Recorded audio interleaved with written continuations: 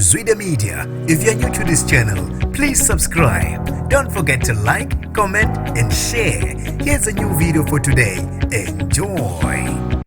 Cele wakana unwabo ungqongqoshe wamaphoyisa uBheki Cele ngesikhathi ebhekana nezihlamvu zamehlo ngelungu lomphakathi elimele ithimba elilwa nobugebengu eGugulethu. Nginibingelele ngiphinde nginamukele kuphina kuphi lanibona khona le video. Mangoqala usijoinele likhasi wamulekele igama lami ngusibonga konke wakandwanda Mothanda ungangibiza intatheli eka YouTube. Cele uyaveva ungqongqoshe wamaphoyisa uBheki Cele ngesikhathi evakashele enye yezindawo eCape Town eGugulethu la ukudlange khona ubugebengu. Ilungu lomphakathi libe selidlulisa izimvo zalo kuBheki Cele ukuthi bomphakathi eGugulethu babhekane nobukhulu ubugebengu obunamandla futhi osebudlangile. Bathi ke bomphakathi banethimba elipatrola ebusuku ngesikhathi kuliswana nobugebengu. Libe selikhala ukuthi uBheki Cele namaphoyisa bayaye behudule inyawo uma kumele bengenelele ekusizeni umphakathi okulwisana nobugebengu obudlangile khona eGugulethu. Bathe uCele ngathi naye oqoqozela ubugebengu njengoba bethi amaphoyisa kufanele alandele